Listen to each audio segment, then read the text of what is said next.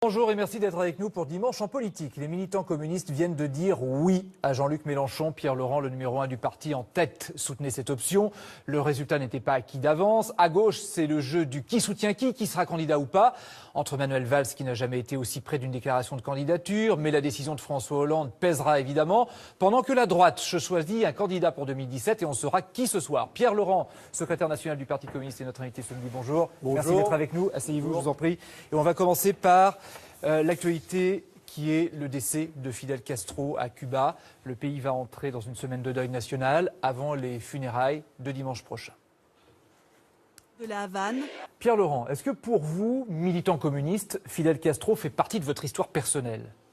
Oui, bien sûr. Et quand je me suis engagé comme jeune communiste, Fidel Castro, Che Guevara, Ho Chi Minh, Angela Davis, tout ça étaient des figures du combat internationaliste dans le monde qui ont compté. Mais est-ce qu'il est une référence pour le Parti communiste ? Parce que ceux qui le soutenaient en France, ce n'étaient pas forcément les communistes dans un premier temps. C'était les altermondialistes, les trotskistes, les tiers-mondistes, les maoïstes, mais pas forcément les communistes. Non, il faut revoir vos fiches là. Parce que il y avait aussi ceux-là.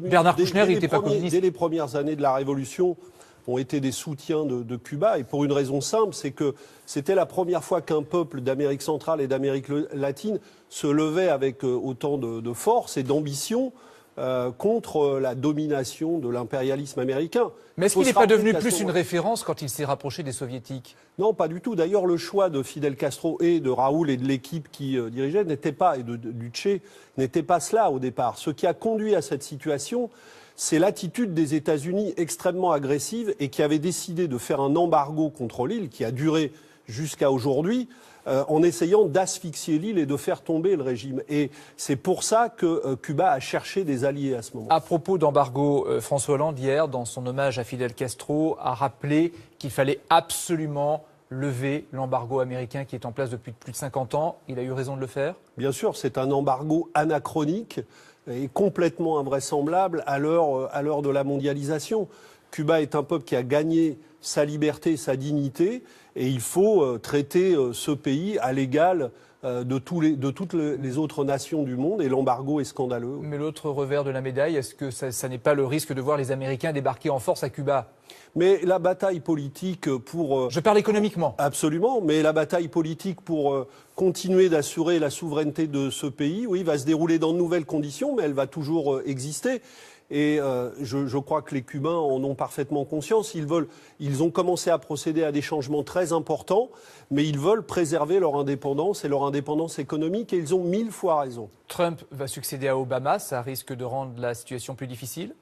Évidemment, parce que Trump risque d'être, pas seulement d'ailleurs à l'égard du peuple cubain, d'une plus grande agressivité. Et donc il faut être vigilant et je crois solidaire de Cuba dans cette période. En un mot, on a vu aussi tout à l'heure des anticastristes manifester leur joie au décès de Fidel Castro à Miami. Est-ce que ça vous choque ces images-là ?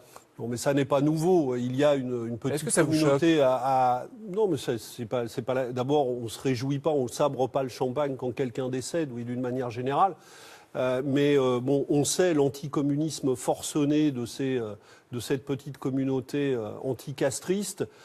Mais on verra dans quelques jours, à partir de mardi, à Cuba, l'inverse. C'est-à-dire, vous allez voir, moi je connais bien cette île, vous allez voir l'élan, l'émotion populaire qui va s'exprimer dans l'île et d'ailleurs dans toute l'Amérique latine. Un hommage est prévu au Parti communiste pour Fidel Castro ? Oui, on va prendre des initiatives. On attend pour le moment que se déroulent les cérémonies officielles. Je me rendrai dans la semaine très probablement à l'ambassade de Cuba à Paris pour signer le registre et peut-être à Cuba si nous y sommes invités. Le second tour de la primaire de droite, on revient là à l'immédiateté ce dimanche. La droite qui est dans la droite ligne des Républicains. François Fillon ou Alain Juppé, verdict ce soir. À vos yeux, c'est une partie de la présidentielle qui se joue ce soir ?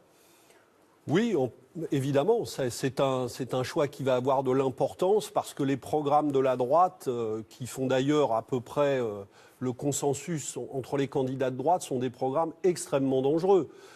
J'écoutais encore François Fillon. Si on le suit, c'est la mort de... Il faut bien voir ce qui se prépare, c'est la mort de la sécurité sociale.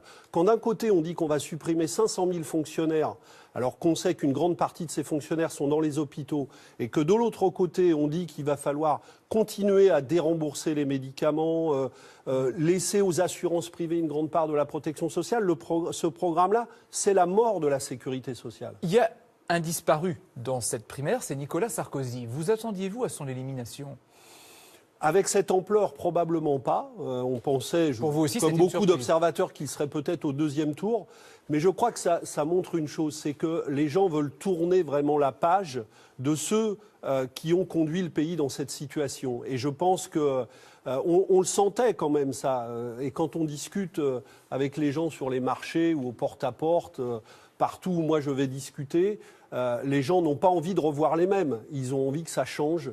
Enfin, attendez, il y a deux candidats, François Fillon que vous citiez, puis Alain Juppé qui est l'autre candidat aussi. C'est un peu bis repetita aussi, on les a déjà vus. Si oui, on vous suit, alors il n'y a pas de cohérence. C'est le paradoxe, c'est peut-être que le système dans lequel on vit permet ça. Les gens se refont parce que François Fillon effectivement a été le Premier ministre zélé, voilà, et Alain Juppé lui a toujours eu des responsabilités importantes dans la droite. Donc ils ne sont ni l'un ni l'autre des hommes neufs, mais les gens croient tourner une page, parfois en retombant pourtant dans les mêmes travers. Il y a quand même eu 4 millions de votants dimanche dernier au premier tour. Et pendant ce temps-là, il y a la gauche qui essaie d'organiser sa primaire, mais ça on va y revenir. Comprenez-vous les gens qui se disent de gauche qui sont allés voter à cette primaire? Mais parce que les gens veulent intervenir. Est-ce que vous les comprenez? Les gens veulent intervenir. Ils veulent intervenir dans le choix. Ils ont eu raison alors. Ils ne veulent pas se retrouver devant des scénarios. Non, moi je pense que quand on est de gauche, ça n'est pas très intéressant d'aller se mêler d'une primaire de droite, mais j'essaye de comprendre ce qu'il y a derrière. Les gens ne veulent pas se retrouver piégés le jour des élections. Or, le système organise un casting présidentiel qui ne correspond pas à ce que les gens souhaitent. Donc les gens essayent d'intervenir comme ils le peuvent, mais malheureusement, le piège très souvent se referme. Et c'est le problème de l'élection présidentielle. Plutôt que de la présidentielle ou des primaires? Les deux. Mais les primaires, c'est l'amplification de la logique présidentialiste. Pourquoi? Parce que plutôt que de parler de majorité, de programme, de projet, on ne cesse de parler de candidats. Donc les gens essayent de se débrouiller. En attendant, Pierre Laurent, la droite a réussi à faire une primaire là où la gauche n'arrive pas à en faire. Oui, mais pour une raison très simple. La gauche n'arrive pas à en faire une parce que la politique de François Hollande a été une catastrophe. Elle a tourné le dos à la gauche, elle a divisé la gauche et désarçonné beaucoup de gens. Donc c'est aux forces qui, dans la gauche, veulent tourner cette page-là, de se rassembler. Et c'est à cela que je travaille depuis des mois. On va y revenir tout à l'heure avec Renaud Dely, mais je voudrais qu'on parle du terrorisme qui reste une menace permanente sur la France. Il y a eu des arrestations cette semaine à Strasbourg et à Marseille. Une attaque d'envergure a été évitée, a dit François Hollande. La cellule de crise est en alerte permanente. Ces apprentis terroristes-là, qui sont en France, sur notre territoire, faut-il essayer de les comprendre ce qui les a amenés là, ou est-ce qu'il faut tout simplement les condamner, les arrêter et pas d'autre procès que ça? Je crois qu'il ne s'agit pas de comprendre ou d'excuser les actes terroristes. Comprendre, c'est excuser? Comprendre, c'est excuser? Laissez-moi aller jusqu'au bout. Il ne faut pas comprendre et excuser les actes terroristes, parce que ces actes sont condamnables. Et donc, quand certains les commettent, évidemment, les arrêter et les condamner. Mais il faut comprendre pourquoi des jeunes peuvent être happés par ce genre de spirale. Il faut comprendre que la guerre, elle entretient Daesh et le terrorisme et elle ne le combat pas au Proche-Orient. Il faut comprendre cela pour ne pas commettre les erreurs qu'on a commises. Mais on est bien d'accord, comprendre, ça n'est pas excuser. Parce que Manuel Valls avait dit, avant de revenir un peu en arrière, que comprendre, c'était déjà excuser. Oui, mais là, j'étais pas du tout d'accord avec ce qu'il avait dit à l'époque, parce qu'il y avait des intellectuels, des universitaires, des gens qui travaillent sur ces phénomènes du djihadisme, qui essayaient d'expliquer pourquoi on en était arrivé là, et lui avait dit, ça sert à rien de comprendre ça. Pas du tout. Évidemment qu'il faut comprendre ces phénomènes et comprendre ce qui ne fonctionne pas dans le monde actuel et conduit à ces situations. Le gouvernement, en terribles. tout cas, veut réactualiser ou relancer plusieurs outils pour lutter contre le terrorisme. Et il y a ce fameux fichier généralisé, le fichier TES, contre lequel la gauche et le PS s'opposaient à l'époque, qui va permettre de ficher tous les Français, en gros, pour résumer. Mais le contexte a changé, il faut bien le remarquer. N'est-il pas temps de s'adapter et de revoir des positions qui étaient vraies il y a peut-être quelques années, plus maintenant? Oui, mais c'est une très mauvaise adaptation. Et d'ailleurs, tout le monde le dit, il y a des alertes qui viennent de secteurs très divers contre ce méga fichier. Parce que le problème, c'est pas qu'il y ait des fichiers, c'est qu'il y en ait un seul, ce qui peut le rendre fragile. par ailleurs, ce fichier, et qui peut aussi... Fragile, pourquoi Parce qu'on sait que les fichiers sont attaqués aussi, que des gens essayent de rentrer dans les fichiers. Donc il y a des problèmes de sécurité, il y a des problèmes de contrôle des libertés, il y a beaucoup de problèmes. Et parce que nous avons insisté, le gouvernement a accepté de faire un débat parlementaire, parce qu'il avait quand même créé le fichier sans faire de débat parlementaire, ce qui est quand même un grave problème. Il y a eu un débat qui a mis en évidence l'inquiétude d'une très grande majorité de parlementaires. Moi, j'ai assisté au débat au Sénat sur cette question-là, et je pense qu'il faut faire extrêmement attention à la constitution de ces méga-fichiers. Il y a des maires qui veulent aller encore plus loin, qui voudraient armer leurs policiers municipaux. Nancy va se lancer là-dedans, la loi les autorise maintenant à armer leurs policiers municipaux. C'est une mesure politique à vos yeux ou c'est un vrai outil pour réagir vite en cas de menace, parce que ça existe aussi? Non, mais je crois que ce n'est pas la bonne piste. Bien sûr, il faut des mesures de sécurité, renforcées. Et celle-ci, armer les policiers municipaux, c'est inimaginable armer les pour policiers municipaux, donner des capacités de riposte plus importantes aux policiers, comme on le fait pour l'armée. Toutes ces mesures-là nous mettent dans un engrenage qui est dangereux. Je rappelle quand même que les pays où l'usage des armes, y compris, alors là on parle quand même de gens assermentés, heureusement, bien sûr, mais où on développe la présence des armements dans la cité, dans les sociétés, ne sont pas des pays plus sûrs que les autres. C'est même exactement... Pensez aux États-Unis, par exemple. Aux États-Unis, par exemple, mais il y a d'autres sociétés dans le monde comme ça. Ce ne sont pas des sociétés plus sûres que les autres, c'est l'inverse. Donc je crois que la vraie protection contre nos sécurités, c'est le changement de nos politiques internationales et de nos politiques de solidarité dans le pays. Une question précise. 1 an après les attentats de Paris et Saint-Denis, des dizaines de personnes qui habitaient dans l'immeuble où s'étaient retranchés des commanditaires de ces attentats, des immeubles qui avaient été ensuite défoncés par le GIGN, faut dire le mot, pour aller chercher justement ceux qui avaient organisé ces attentats. Une partie de ces familles ne sont pas relogées aujourd'hui. Leurs avocats disent qu'ils doivent avoir le statut de victime.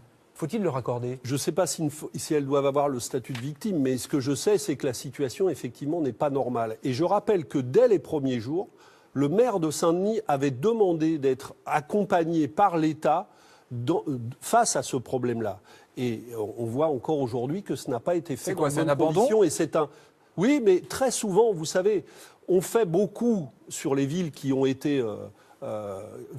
qui ont eu à vivre sur leur territoire des attentats pendant les jours même, à Magnanville, à Saint-Étienne-du-Rouvray, à Paris, à Saint-Denis. Mais ensuite, très souvent, les maires sont seuls face à leurs responsabilités.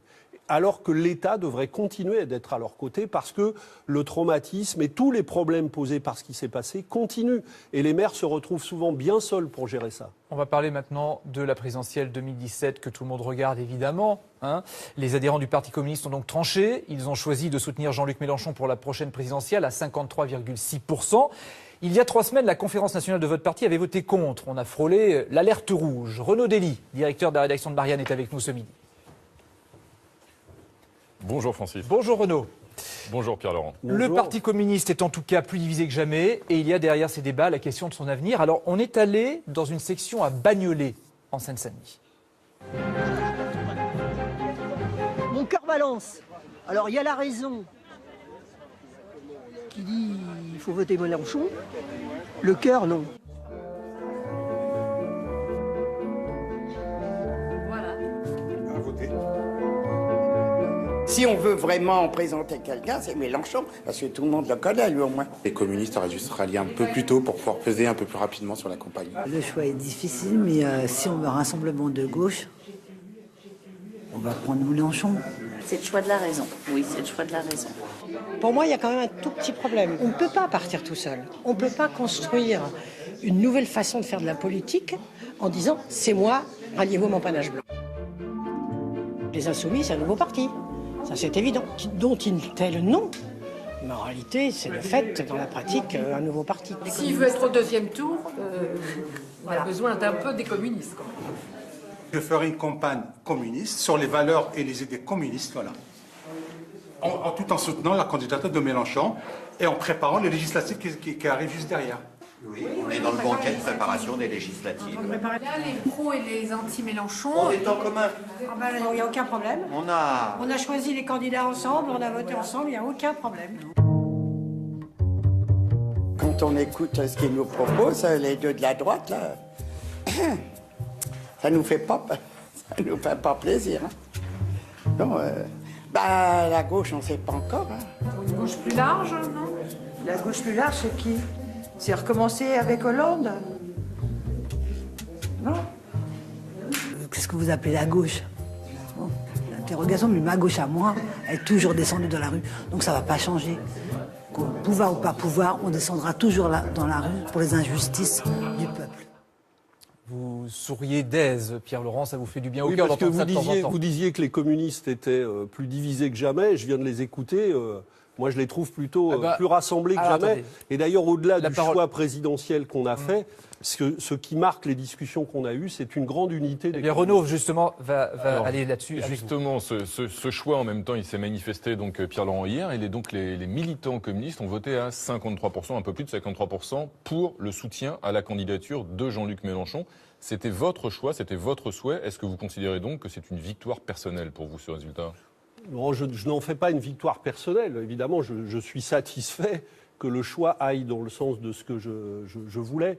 Mais derrière le vote qui a été partagé, hein, et on n'émet pas toujours des votes aussi partagés dans le Parti communiste, ça veut dire qu'il y a une exigence qui est partagée par ceux qui ont fait ce choix-là, mais aussi par les autres. C'est que la voix du Parti communiste doit continuer à se faire entendre dans cette campagne parce qu'elle sera utile à ce que le rassemblement aille plus loin que le seul soutien à Jean-Luc Mélenchon. Voilà, vous le disiez, ce résultat, il a quand même été extrêmement serré, partagé, comme vous dites, 53%. Qu'est-ce qui a généré une telle division parmi les communistes? C'est de la faute de Jean-Luc Mélenchon? Ce n'est pas une division, c'est que nous avons conscience que face à la droite, aussi dangereuse qu'elle est aujourd'hui, et face à Marine Le Pen, elle aussi très dangereuse, il va falloir construire un rassemblement, il faut un rassemblement qui aille très au-delà de nous et Jean-Luc Mélenchon.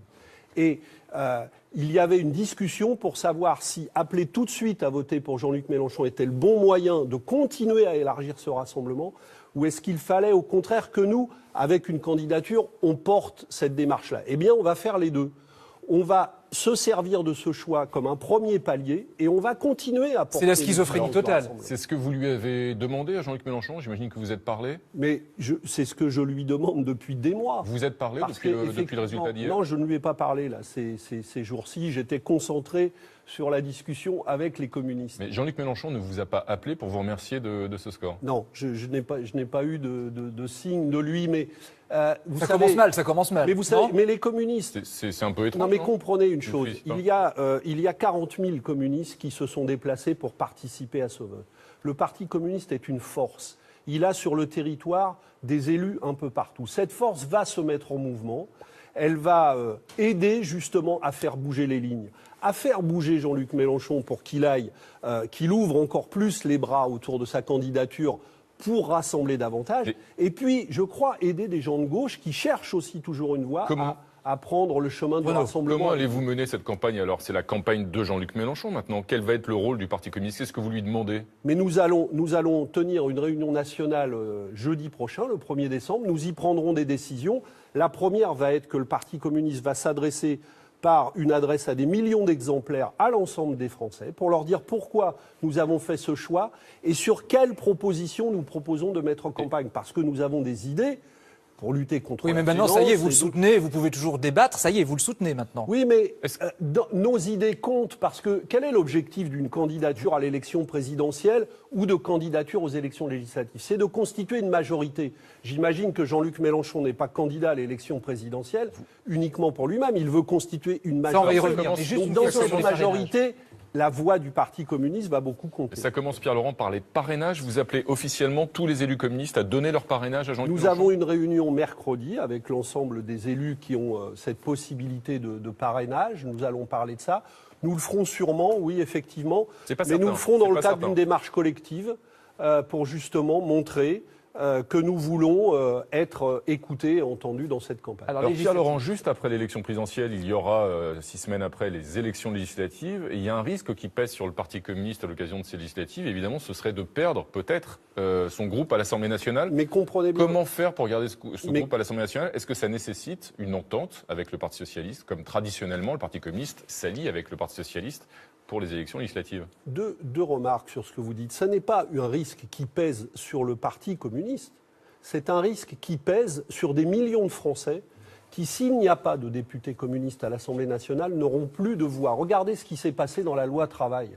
Peut-être que nous n'avions que 15 députés au Parlement, mais ces 15 députés-là portaient la voix de millions d'autres personnes. Donc ça, ces députés-là, eh bien, nous allons aller voir les électeurs et leur dire ce que je viens de vous dire. Vous avez besoin de députés rebelles, de députés qui fassent la démocratie, qui ne céderont pas sur la justice sociale. Et nous allons le faire. Alors, nous allons aller voir sur le terrain, pas dans des discussions nationales, sur le terrain, tous les socialistes qui n'en peuvent plus de la politique gouvernementale actuelle, les écologistes, les militants des insoumis, donc c'est très ouvert, communistes et d'autres. Et nous allons construire les candidatures qui peuvent gagner dans les pour la présidentielle, d'autres candidats. Voilà, vous évoquez évidemment le mécontentement à l'endroit de l'exécutif. Il y a le chef de l'exécutif, François Hollande, qui pourrait annoncer sa candidature. C'est pas certain, mais il pourrait annoncer sa candidature à la présidentielle dans les tout prochains jours.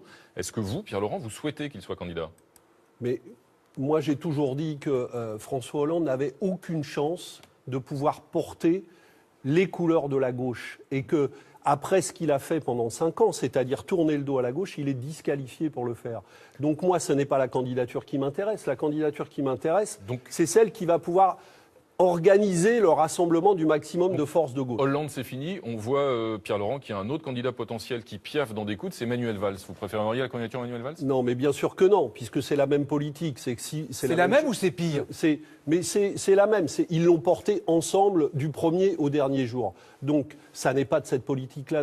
Mais vous savez, actuellement, il y a beaucoup de candidats, si je comprends bien, dans ce qui pourrait être la primaire socialiste, dont on ne sait même pas bien si elle va se tenir et dans quelles conditions. Mais pensez-vous qu'elle ne se tiendra pas ? Mais moi, ce que je dis maintenant, nous avons fait le choix, Jean-Luc Mélenchon. Je dis qu'autour de ce choix, et avec d'autres, il faut continuer de construire le rassemblement. Et si à un moment donné, nous sommes capables de saisir l'occasion que des forces qui ne se reconnaissent pas, ni dans Hollande, ni dans Valls, viennent travailler avec nous à une candidature plus large encore, eh bien nous sommes pas. Une dernière question. Vous le disiez, le nombre de candidats pullule. Il y en a beaucoup qui viennent de la gauche, des gauches. Mais il y en a beaucoup trop. Et il y en a un notamment, c'est Emmanuel Macron. Et le titre du livre que Emmanuel Macron vient de publier, c'est La Révolution. C'est Révolution. Donc ça y est, la Révolution, c'est Macron ? Oui, mais sauf que c'est une révolution conservatrice et libérale dont je ne veux absolument pas. Mais vous retenez quand même le mot révolution dedans. Oui, mais vous savez, les mots, tout le monde les utilise dans tous les sens. Et après, on y met n'importe quoi. Donc, il faut être attentif, pas seulement aux mots, mais à ce qu'on met derrière. Or, de quoi est-ce qu'il nous parle, Macron ? Il nous parle de remplacer les trains et le service public de la SNCF par des bus, et en promettant des dizaines de milliers d'emplois. Et Mégabus vient de fermer et vient de jeter les salariés qu'ils avaient embauchés il y a quelques mois à la rue. Voilà le modèle Macron. C'est le modèle de l'échec libéral, puissance 10. Merci Renaud d'être venu sur le plateau de Dimanche en politique. On en parle, ce sont ces sujets de société dont on parle beaucoup. Jacqueline Sauvage, sa demande de remise en liberté a été une nouvelle fois refusée cette semaine. Le président de la République, on le sait, lui a accordé une grâce partielle, ce qui permet donc aux juges de déterminer s'ils peuvent la libérer ou pas. Faut-il une grâce totale ? Le président de la République doit-il accorder une grâce totale à Jacqueline Sauvage ? Oui, je crois qu'il aurait dû le faire dès le premier jour. Et je ne comprends pas la décision qu'il a prise et qui nous conduit à une situation qui devient incompréhensible. J'étais vendredi soir dans la manifestation contre les violences faites aux femmes et c'était une exigence très largement partagée, la libération de Jacqueline Sauvage.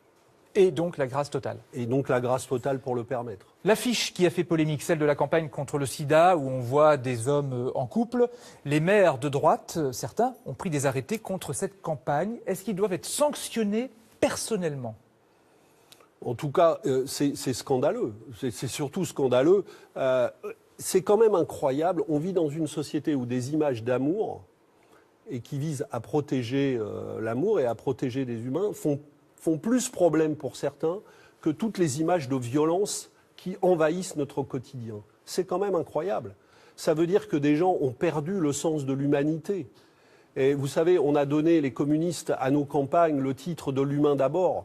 Eh bien, moi, je pense que ceux qui... d'abord, on doit les obliger à mettre ces affiches parce que c'est une campagne gouvernementale. Et effectivement, il faut prendre des sanctions contre ces villes. Et contre ces maires, vous voulez dire? Bien sûr, contre les maires qui interdisent ces affiches. C'est parfaitement scandaleux. Notre-Dame-des-Landes, décidément, encore et toujours, ce sera vraiment le boulet du quinquennat. Bernard Cazeneuve a été chargé officiellement de préparer les conditions pour entamer le chantier de cet aéroport. C'est Manuel Valls qui lui a donné la feuille de route. Autrement dit, à vos yeux, faut-il évacuer la ZAD? Il y a des décisions maintenant qui sont prises et qui devraient être appliquées. Je continue personnellement, et je regrette qu'on se soit mis dans cette situation, qu'on n'ait pas été capable de créer les conditions d'un dialogue. Mais au-delà de ça, il y a donc eu un référendum local. Et ce dossier s'est enterré au fil du temps. Je ne sais pas s'il faut aller à de nouvelles violences. Je ne le souhaite pas. Donc pour vous, l'évacuation de la ZAD, ce n'est pas une priorité pour l'instant. Mais il faut continuer plutôt, je crois, à essayer de créer les conditions d'une... Mais pourtant, il y a eu un référendum local, des décisions de justice qui vont toutes dans le même sens, en disant le chantier peut avoir lieu. Donc qu'est-ce qu'on fait? Je dis une chose, il faut continuer pour essayer de créer les conditions de cette évacuation pacifiquement, pas de violence supplémentaire. L'instantané, c'est notre rubrique pour clore cette émission. On demande à l'invité de nous livrer une photo qu'il a faite. Là, c'est vous qui l'avez faite, avec votre portable. On voit, c'est un peu flou, c'est normal, vous étiez loin. C'est mon téléphone portable. Et vous êtes allé la chercher un petit peu dans vos archives, cette photo. Vous nous expliquez pourquoi. Je l'ai prise le 14 octobre au congrès de Syriza. Et l'homme qu'on voit... Le parti grec, le parti grec qui est au pouvoir en Grèce, où j'étais invité. Et l'homme qui parle à la tribune s'appelle Selahattin Demirtas. Il est le leader du parti turc pro-kurde HDP. Et il y a quelques semaines, le 4 novembre, quelques semaines après cette photo, Selahattin Demirtas a été arrêté. Il est actuellement, on ne sait pas dans quelle prison il est en Turquie. Je rappelle que 15 députés du HDP et 35 maires sont aujourd'hui en prison. C'est Erdogan qui les a arrêtés. J'ai appelé, avec beaucoup d'autres, à la libération de Selahattin Demirtas, qui est un combattant de la liberté. Et la dérive actuelle du régime d'Erdogan est quelque chose de très inquiétant. Alors, une question là-dessus. L'Union européenne vient de geler les discussions sur l'adhésion de la Turquie à l'Union européenne. C'est une bonne décision? Dans les conditions actuelles, oui. Certains le font pour de très mauvaises raisons, appuient cette décision pour de très mauvaises raisons, mais elle doit être au contraire mise au service d'une exigence de respect des libertés fondamentales par la Turquie et de sortie des ambiguïtés, puisqu'on sait que la Turquie joue un jeu trouble dans la guerre du Moyen-Orient. Merci Pierre Laurent d'avoir accepté notre invitation dans Dimanche en politique. À retrouver sur